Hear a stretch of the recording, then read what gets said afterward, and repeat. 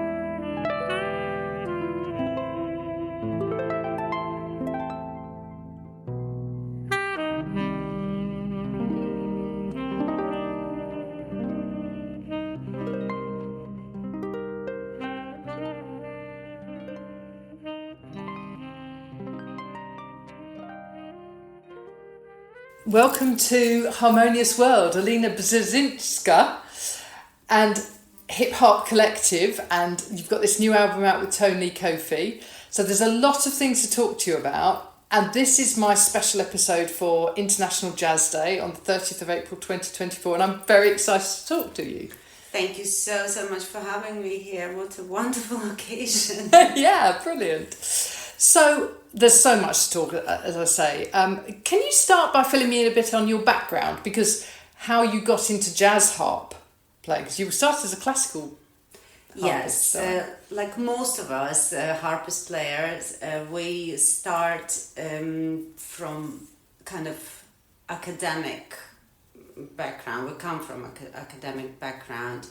And my education, music education, was very rigorous. When I was 7, I went to specialized music school in Ukraine, and I spent 11 years studying there different things related to music.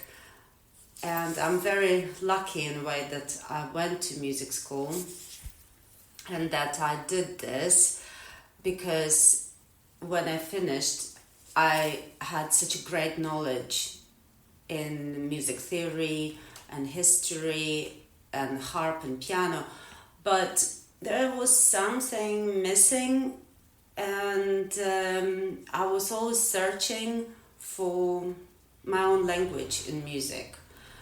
And first I even went to play with a rock band when I was a teenager, and later on I started listening more to jazz. And when I discovered Alice Coltrane, that was it. I knew. Yeah, well, and I can see why. Yeah. It was almost scary to hear how free she was, and her improvisations on both piano and harp were just, at that time for me, I couldn't really understand exactly how she could do it, because it's not just technique, it's actually her freedom of her mind and how it connects to her soul, what really inspired me. And I started studying her music, literally having a vinyl, putting the needle on, listening to a phrase and imitate it on my harp. And step by step I've learned lots of her repertoire, and then I started just changing it into something that I felt was right for me to express. But definitely my classical background also helped, because I could understand lots of things behind it, like the kitchen behind it. Yeah, it's amazing.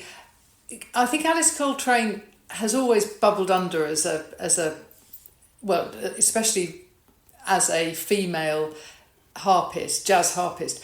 But I think she's getting more recognised for the experimental nature of her music and the freedom of that jazz. I think both Alice and John Coltrane, they were very much ahead of their time. Yeah. And even John had some difficulties of finding his audience for his latest albums, because when he moved into this universal kind of free, open, free space, not everyone understood what he was doing.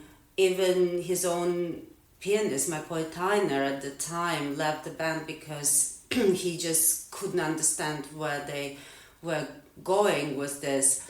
And Alice Coltrane replaced McCoy Tyner, and I think it all happened for a reason, because she didn't just pop into John's life as a girl who was in love with him. Of course, this aspect was there. They were very much in love, which helps. Yeah. Love is everything.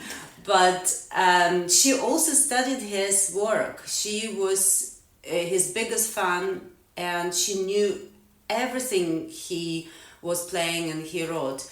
So I think it was very natural that she could be in his music as well as in his private life. So her music inspires, and his music inspires generations. And I do believe it's because they knew something. It's like they knew this universal code that they understood very well, and they shared it through their music with us. But it was so magical and so massive that actually we all can still feed on it, you know. So it's amazing. When I listen to their music, every time I find something new. Yeah. Oh, well, absolutely. I can remember when I was very young, we used to do things where we would sing along to a solo, and somebody would turn the music off, and you'd have to carry on singing along to it, and then come back in and hope that you came, when they put the music back on, that you were in the right place. So that was a real discipline to sort of hear the solos. Wow, this is amazing. Yeah. I've never thought of it. I should try it. This is brilliant. It's better than any solfeggio, you know. Oh, yeah. Yeah, it's a real discipline. I mean, I rarely got it right, because you do tend to speed up or slow down, or you miss a passage. You know, you go from one bit and miss a bar or 4 bars or even a whole chorus or something. But you know, yeah, it's a real good discipline. Great, that's a great idea to study. Yeah. Yeah. So, and you've studied in many countries, and now you're working across. You are literally an international jazz musician. I think we can't have an interview like this without talking about Ukraine, because obviously you left 10 years ago or so. I left Ukraine more than 10 years ago. I left Ukraine when I was a teenager, and slightly more than 10 years ago. And I went to study to Poland, then Germany, then America. I did my master's in University of Arizona with Dr. Carol McLachlan in classical and jazz. And then after going like all around the world, I went back to Europe and came here to Britain. To Britain, I first came to live in Edinburgh, and actually my practical education in jazz started there because I learned some jazz, some basics in America, but as you know, if you don't practice and if you know all the theory, but if you're not on the spot, you cannot do it. No, absolutely. So I was very lucky. I worked with best jazz musicians in Scotland, and then I started to feel that as a side woman, I did a good job, but that was my time to move forward and create my own band and start doing what I felt was already ready inside me. So I moved to London because London, and that was almost 10 years ago. Right. So London, yes, was always the mecca and still is of artists and musicians, and people come here from all over the world. So you don't even need to travel. You can just stay here in Islington and people come to me like you came to see me today. Yes, but Ukraine is always in my heart, of course. My family is there, and my good friends from school are still there. I loved going back to Ukraine because this country gave me, that's my roots, and that country gave me lots of support, and I got my first musical education there. And the city of Lviv, where I'm from, it's a beautiful historical city, and actually it's also protected by UNESCO, but now even UNESCO cannot do anything facing this horrendous war. So in the last couple of years, my heart broke completely, you know, because we knew what was going on in Ukraine for the last 10 years when the first troubles started and Russians attacked Ukraine in 2014, but because the war was in the borders, and Ukraine is a big country, we tried to help doing fundraising concerts and everything, but it was not the full escalation until 2 years ago. And now I think it's very difficult to live a normal life here and travel the world and enjoy my music when I know that so many people are connected directly to, and the whole nation is suffering so much. The only way I found to help is fundraising. That's what I do. And my family insists that I would not go back to Ukraine when I wanted to 2 years ago, and they said, you stay where you are and you just do what you can to support us where you are. So my music again became like my weapon, you know, so that's all I can do at the moment. Yes, and I've spoken to a few people about obviously the situation in Ukraine, the situation in Gaza and Israel, and all I think we can do is financially support the people who are there who have nothing. Although I think in both wars it's difficult for them to even get hold of the things. Even if you give them money, you know, it's very difficult. But we do what we can, don't we, from here? And I think hopefully there will come a time where we can go and perform and you know, help rebuild. Yes, we can help financially, and if we know someone directly, that's always the best way to help. And my heart goes to everyone who suffers. It doesn't matter what continent they're living at, if it's Ukraine or it's Middle East or if it's anywhere of Africa, anywhere in the world. When people suffer, it's not right, is it? No, it's not. Then you think, how can you carry all this weight on your shoulders all the time and wake up in the morning and still do what you do? And I think the way how we can, artists, musicians, how we can do it is just to reflect this world and not to be silent, and then actually use the stage as a platform to speak out for these people. And I can see that people now more and more are engaged in some, it's not even politics, but humanity. Yeah. You know, it's an act of humanity. That's what we try to to pursue here and show that we care. Yeah, exactly. So before all of that started, we had lockdown. How was your lockdown? Very creative. I don't know, I feel guilty to say this because now when we look back, it almost feels unreal what was happening. And of course, so many people suffered and lost loved ones, and this is another tragedy. And I lost very close people too. And it was obviously horrendous, and for us not being able to perform and do what we love doing, lots of depression was affecting people as well, and mental health issues were really just everywhere. But again, I don't know, maybe because I've grown up in Ukraine and we're finding some solutions for every bad moments.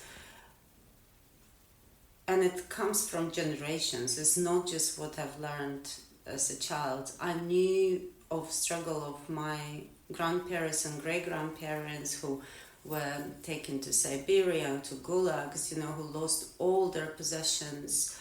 And during the Second World War, for example, and then with the invasion of Soviet Russia to Western Ukraine, my family lost everything.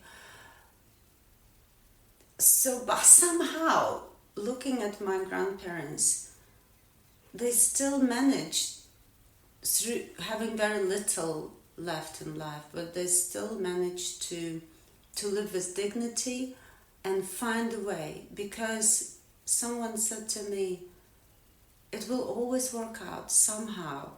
You just keep going, don't give up.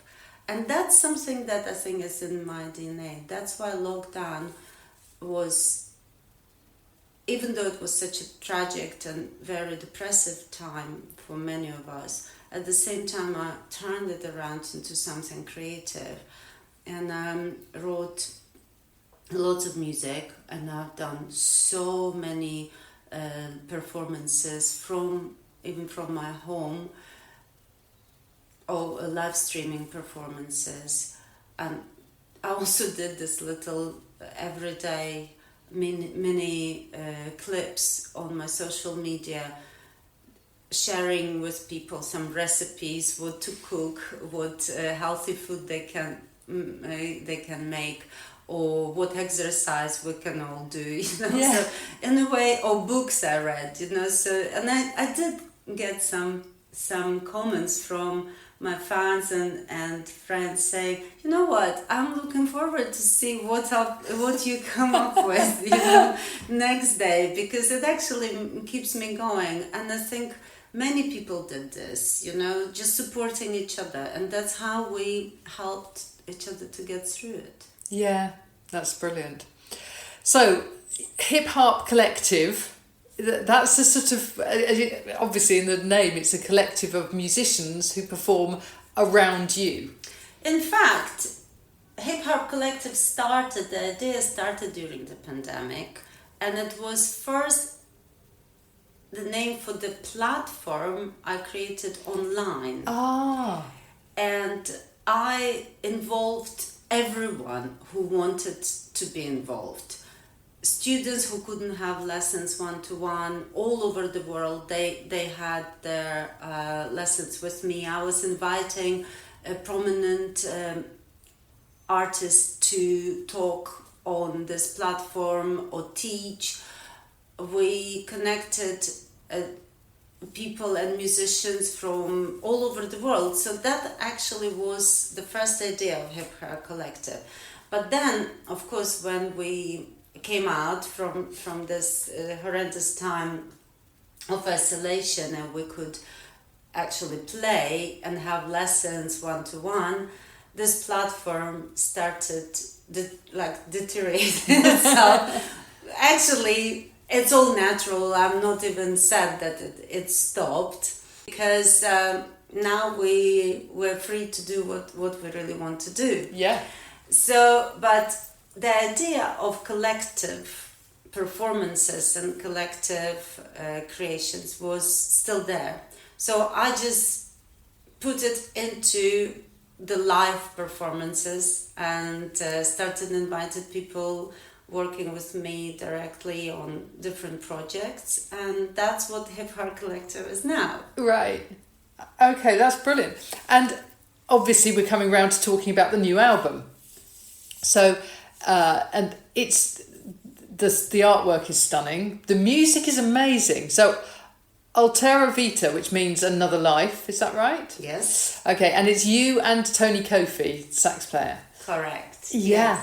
Yes. So when, because you've worked with Tony before, haven't you? Tony is a key player in my game. We know each other for many years. He was one of the first jazz musicians I met in London when I arrived, and it just happened that we found this common language and understanding between our instruments, and we just started digging in and trying to find it, like even closer and closer connection. And in the end, when the first album came out in 2017, it was a dedication to John and Alice Coltrane, the album Inspiration, and that was the time when we knew that we're creating something special. And Tony's sound obviously is very much, he has everything in it. He has a beautiful warm tone. He can scream in it. He can cry. He can laugh, and it's all there, all the emotions.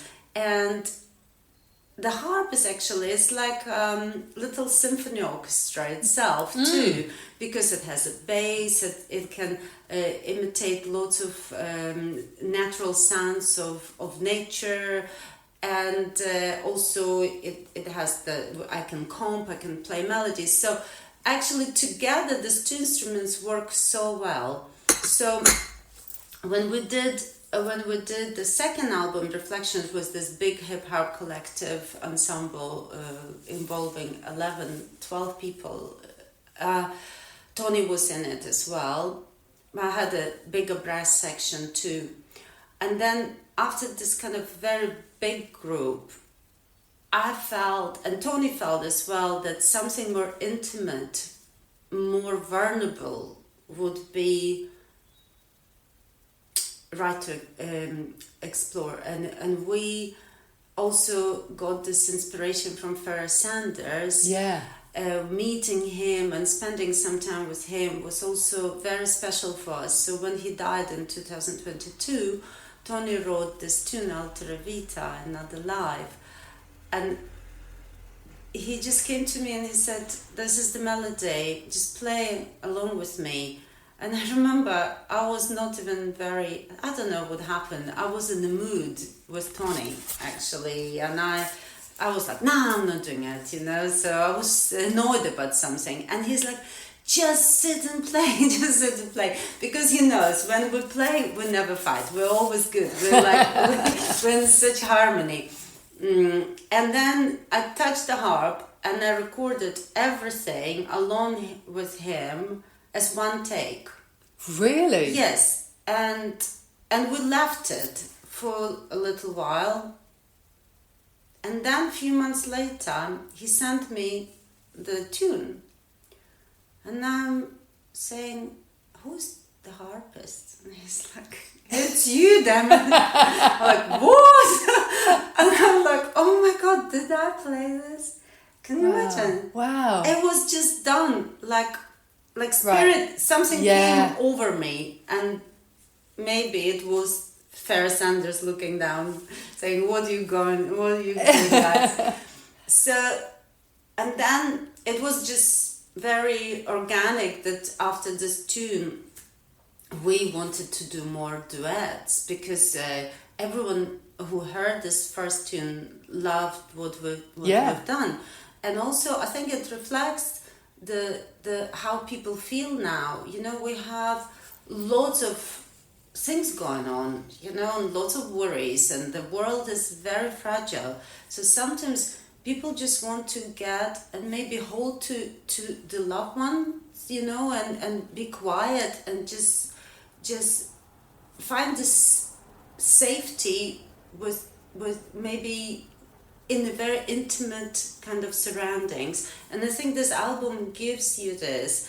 And then I also thought about the concept, what we want to say with this album, and the first tune that came to, the first title of the tune that came to my head was Tabula Rasa. It's like a clean slate. So because afterward we've already kind of created after live tune, and then what is the opposite? What's the where it all starts? Right. And then in my head immediately it kind of everything was constructed. So from nothing, we come from nothing, and then we have this afterlife.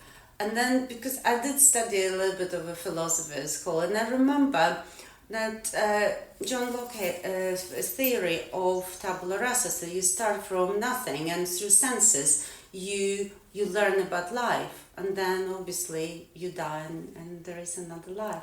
So I spoke to Tony about it, and he was like, wow, this is brilliant, and I have the tune that can really fit this. And I said, I have this tune, listen to this melody. And we just spoke about it, and everything just went to the right places. And I think it's because we were ready. You know, something did brew inside us, and then it just happened. We had one good rehearsal here in my flat, putting everything together, and then we went to the studio, and what we created there was 90% of improvisation.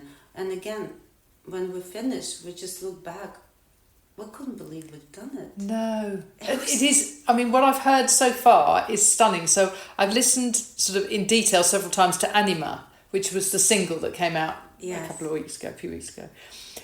Because is that one of yours or is that one of Tony's? That's mine, but there are some melodies that Tony also created, obviously, himself. Yes. So that's how it works between us. So someone creates the melody line, and then whatever happens around is just unpredictable.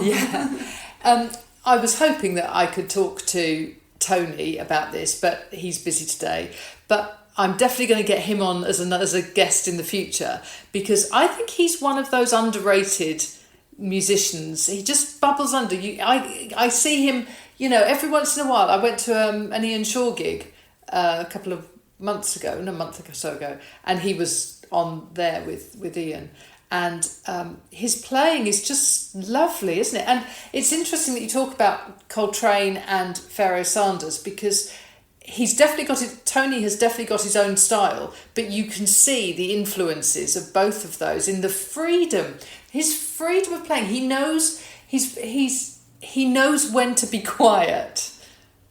Yes. Tony, I think he is a phenomenal artist, and I think the reason why he's not on everyone's face, it's not even because he's underrated, because he won lots of awards. And, you know, he's teaching at universities, and he has such massive respect from everyone.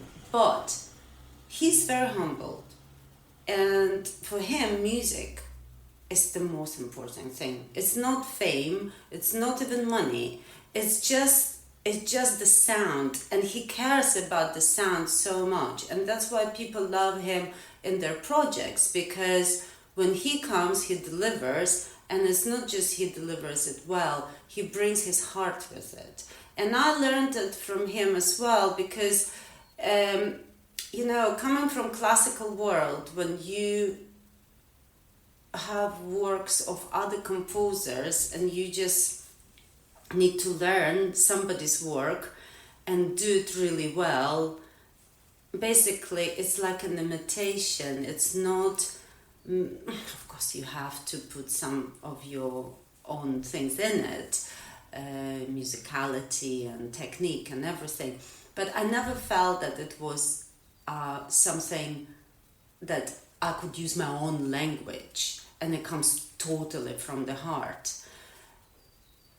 With jazz and an improvisation, it's the whole different idea how you express yourself.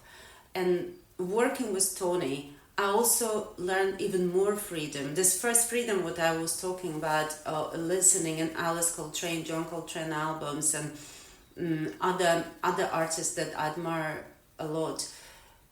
Dorothy Ashby, another wonderful harpist. Yes. Of course, they influenced me and inspired me. But working with someone who comes to your house, sometimes have a cup of tea, and you can have a good argument with, and you still love this person because he's very real. And when you go on stage, he always watch your back, and we watch each other's back actually. And I think it's a good collaboration. Now I'm very lucky to have this experience, and I work with lots of beautiful musicians, and that's another reason why I moved to London with the city, because people here for a reason, so if they want to make music, they're serious. So that's another beautiful thing for me being here and doing what I'm doing. Brilliant. One of the things that interests me is why you came to the harp in the first place. What drew you to that? Because it's an unusual instrument. So where did that? How did that happen? Well, I'm coming from the family with lots of musical traditions and background is musical as well. Not professional, but love for music was always in my family. And in my country, in Ukraine, and my mom is coming from Polish family. So in Poland, Ukraine, musical traditions are very... it's very natural for people to be connected to their roots musically. And we love singing for any occasions and no occasions. My dad loved music. He was in the military, but he always would come home and sing, and mom would play piano. So it was just natural. I actually thought every parents do this. When I move around, I realized that it's not everyone's lifestyle having musical parties. No. But in my home, that was the way how it always was. So, and mom started teaching me piano when I was 5. And then my parents decided that was time when I was 7 that probably musical education, more formal musical education would be for me. When my brother and sisters went to art schools and they did some sports, I was sent to music school, but my parents thought maybe piano would be the natural choice. And then when I went to for the entry exam to school, I saw this massive, beautiful golden creature being carried by three or four pupils, somewhere. And I just got mesmerized with all the strings and golden column, and I was like, what is that, And if it's musical instrument, I'm going to play it. And everyone was saying, no, you're too young, too small, you cannot do it. It's a big harp, it's full-size classical harp. And being very stubborn, I said, I'm doing this, so I'm not going to school at all. So I started double major. I started harp and piano. Yeah. And I loved the harp, but also had love and hate relationship with the harp when I was younger, because in Ukraine we struggled with instruments. There were never enough money for good instruments, especially the harp is a very high maintenance instrument. You need to have great strings, strings needs to be changed, the harp needs to be looked after. And unfortunately, even though it was one of the best music schools in the region, we couldn't get a good instrument. And when I was playing it, I didn't enjoy it as much because it didn't really sound very good, and the strings were very old, or we had to take like fishing rods and put strings, yes, or tennis racket strings as well, because there were no strings available. So this whole experience taught me actually how to get away with anything, and how to still make your instruments sound alright. But at the same time, I felt like it was too much of something that I didn't expect to have. I thought it would be all beauty, but it actually was not all beauty, and it was also hard work.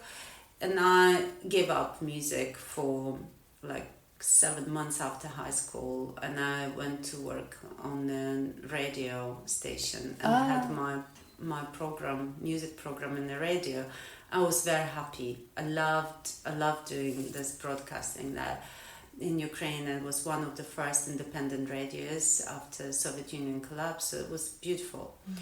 A very, very vibrant time as well. Lots of interesting bands were coming out, and I was totally in it.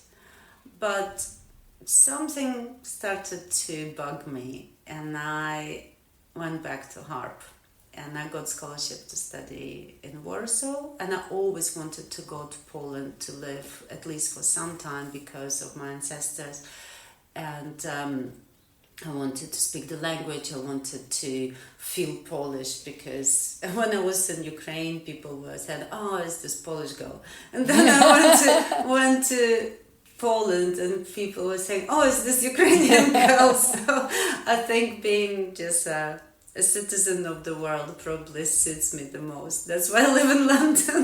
Yeah. Which is actually why interviewing you for International Jazz Day is spot on, because you are international, aren't you? Which is amazing. I think so, and you know what? I'm happy that I know my roots and I am close to my family. I love my both countries, Poland and Ukraine are my countries, but I always embrace places where I am, and I, when people say, "Where's your home? Are you going home? When are you going home?"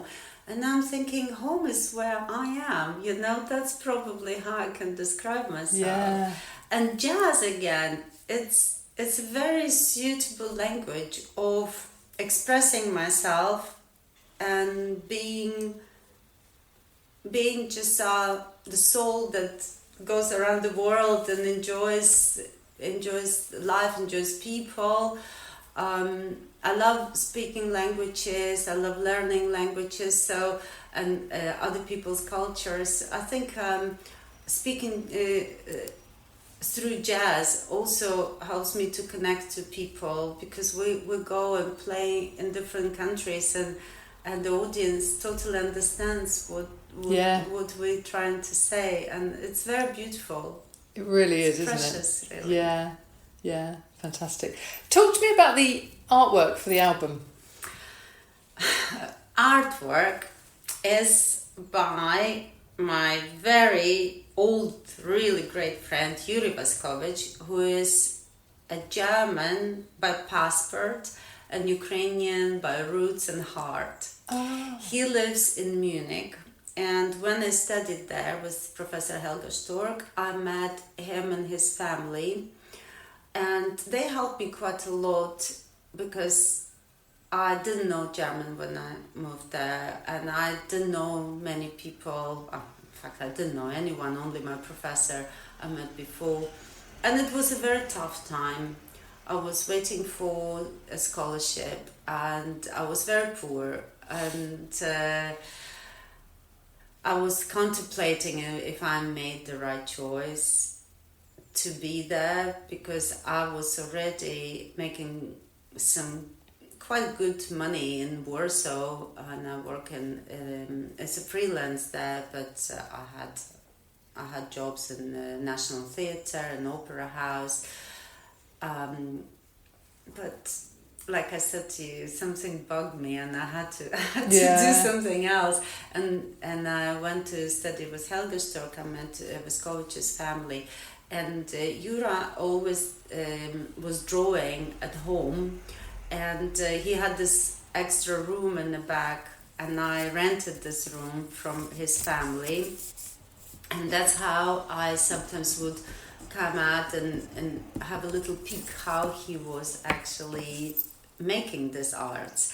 And it's very interesting because the way how he creates most of his works, he lies down on his bed with a pencil and he draws. It has to be lying down process, and he just draws on A4 piece of paper, just with the pencil.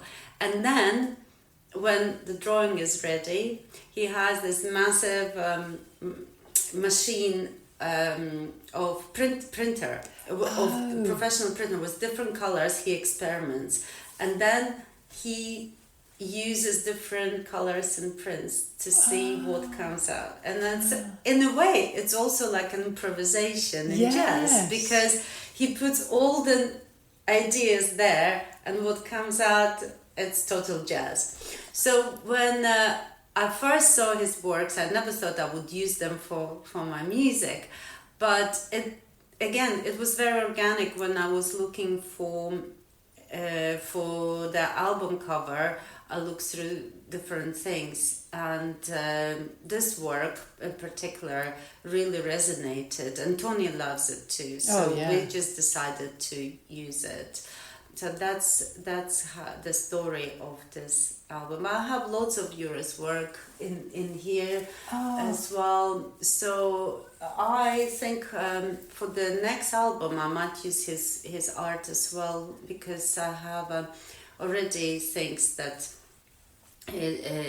recorded with electronic music producer Tolshe in Ibiza. That's my other life, right? In the sun. And I have another nice piece of art from Jure Vescovich, which is going to be in the front. Right, brilliant. Well, that brings me nicely on to sort of what's next. So you obviously, this album is being launched in April next month. Well, it will have been launched by the time this episode goes out live. What next for you and for Tony? You and Tony together, or? Yes, I think we will definitely. Tony and I will have to go on tour and do some touring for Altera Vita. We have some festivals already interested in our project, so I think it's going to be very, very intense and good time for us. Also, Hip Hop Collective as a trio still exists, and because our album Reflections came out 2 years ago, but because it was just after pandemic time, I feel like we still have a couple of countries that we can go and play. So that's also on the list. And because partly I live in Ibiza now, I started working with electronic music producers there, and one of my latest project was with the producer Tolshe, who is actually Scottish, but he moved to the Sun a few years ago with his family, and we've recorded a harp and electronic project together. So I think this will come out maybe in the end of this year. Very, very different music, but again, it's an interesting duo collaboration. So the harp is like a main point, and electronics are all kind of wrapped around it. Wow. So normally when you listen to electronic music with a harp, you can hear lots of electronics going on and the harp features. But here it will be other way around. So I'm looking forward to see how people will like it. But this is something special. I think it's pretty new. And I also work now with Ibiza-based saxophone player Muriel Grossman. But on my next album, she is on percussion and flute. And this is a meditation music. Oh. Yeah, so this is again very different what I've done so far, different style. But this is actually reflecting on more who I am and what I do. Because I love dancing and I love good beats, but I also love being quiet, and I love this meditation times in Ibiza, because it's a very beautiful island, and people sometimes have a huge misconception about the place, thinking that it's just a party place, but it's totally not like that. If you want to party, you can party hard as well, but if you want to get closer to nature and enjoy the beautiful breeze and beautiful sun and surroundings are just stunning, and that's so healthy for the soul. So that's why I'm there. Yeah. And it will all come in my music as well. Fantastic. Well, I look forward to hearing all of that. I want to hear all of it. I just want to embrace it all, and absolutely, please come on and talk about that when that album, the electronic Ibiza thing, comes out, because that sounds really, really interesting. Thank you. Brilliant. Okay. Just a logistical question, I guess. Do you have a harp in Ibiza and one here? Yes, I do now. Yeah. I did drive to Ibiza for 38 hours with my harp in the back of my car, yes, because there is not a single harpist in Ibiza. Oh. Yeah, so it's a good place also to establish something that will be quite new there. It's a challenging place with the instruments, because of course, tuning and stuff, humidity and everything. But my harp is very resilient. It's almost like I'm learning from my harp how to be strong and resilient sometimes. Yeah, so I hope for the best that we both can survive all the challenges. But yeah, I do have to have two instruments in two countries, otherwise it would be impossible to travel. Absolutely. People always ask me, how can I help your Ukrainian charity?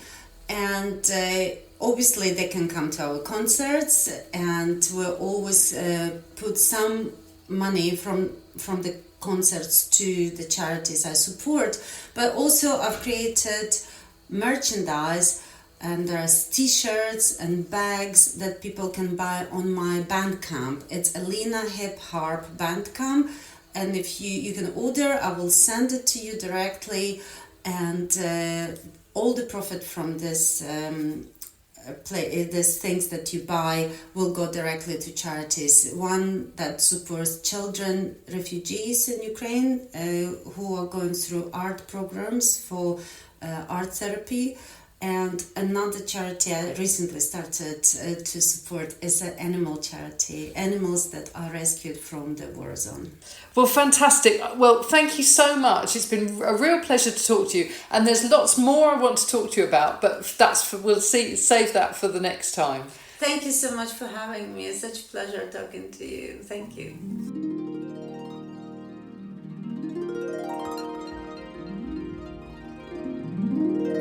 Thank you for listening in to this episode of Harmonious World, and please do check out Alina's Bandcamp if you want to buy some of her merchandise and support the charities that she was talking about in Ukraine.